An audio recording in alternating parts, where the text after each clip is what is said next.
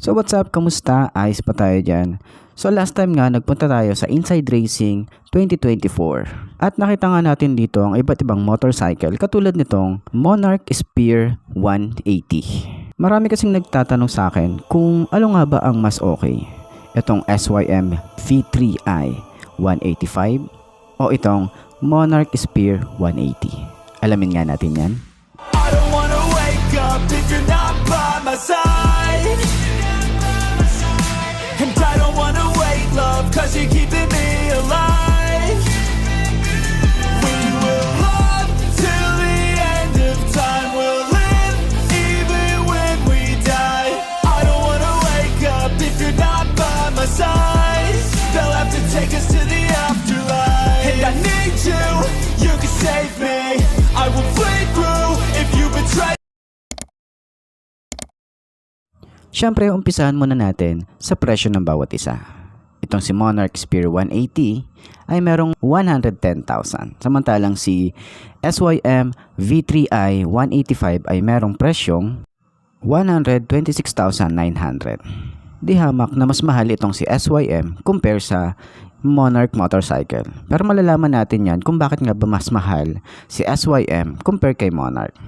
At kung bakit tinatawag si SYM V3i 185 na bagong hari ng underbone. At dito natin malalaman kung sino ang mas malakas sa dalawa sa specification.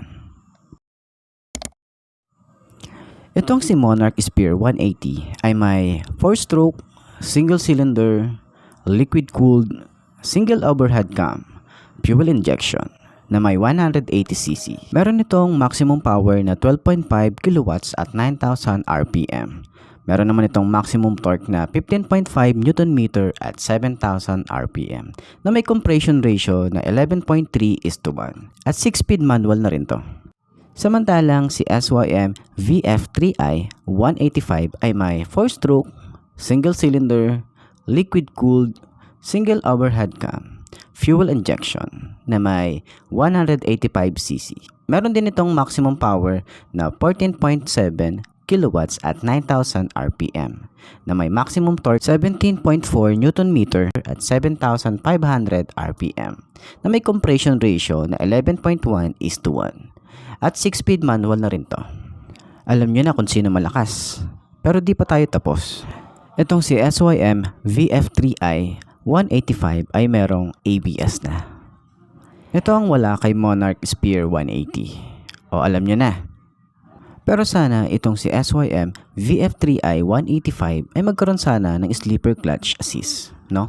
Malay natin, maglabas sila. Baka naman SYM. Si Monarch Spear 180 ay may telescopic fork sa harap at naka-monoshock naman sa likod. Ang sukat ng gulong sa harap ay 90/80/17 at may 120/70/17 sa likod at parehong tubeless na rin ang mga gulong nito. Pareho na rin naka-disc brake ang harap at likod. Si SYM VF3i 185 ay naka-telescopic fork sa harap at naka-monoshock din sa likod.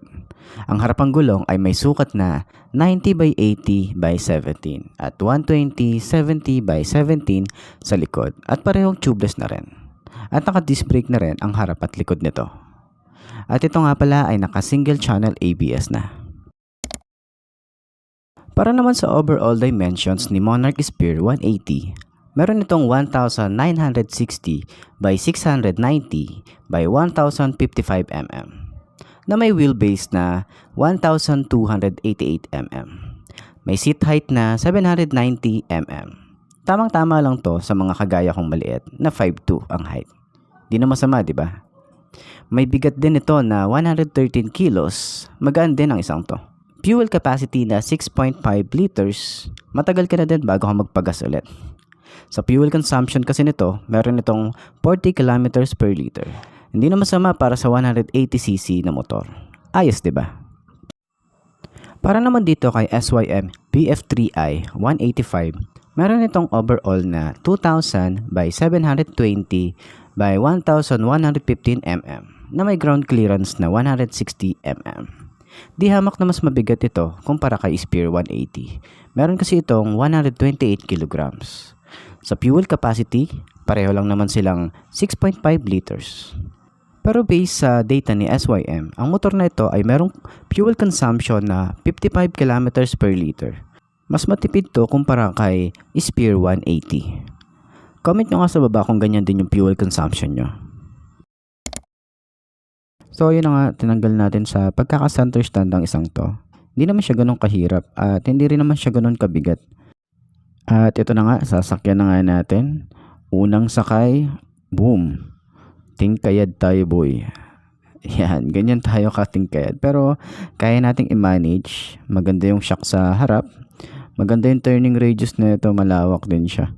Yan, napaka-manageable naman ng motor na to eh.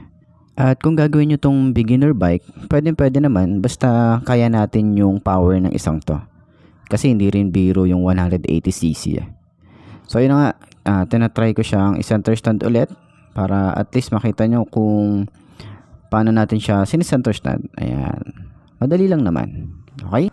Para naman sa SYM VF3i 185, magaan siya pag tinayo.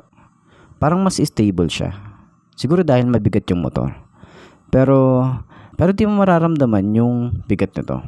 Maganda yung play ng shock sa harap at likod. Tsaka mukhang maganda rin tong i-banking. Yung turning radius, malawak din siya. Tapos madali lang din siyang isingit sa mga traffic. At mukhang masarap din tong ibiyahe or i-long ride. Diba? Kung tatanungin nyo ako kung alin nga ba sa dalawang to, ang sagot ko lang naman dyan ay pareho. Parehong maganda, parehong malakas. Nagkakatalo na lang talaga sa looks at design. Di kasi ako naghahanap ng sobrang bilis na motor. Ang hanap ko yung forma at yung mahahatid ako ng safe sa pupuntahan ko. Yung mai-enjoy ko yung bawat rides. Di naman kasi importante kung alin ba ang mas mura o mahal. Ang importante, meron kang pambili. At masaya ka sa napili mong motor. Yun ang importante. Ride safe. Keep safe tayo palagi. I'm Mark D. Ciao. Till the end of time we'll live, even when we die. I don't wanna wake up if you're not by my side. They'll have to take us to the afterlife. And I need you, you can save me.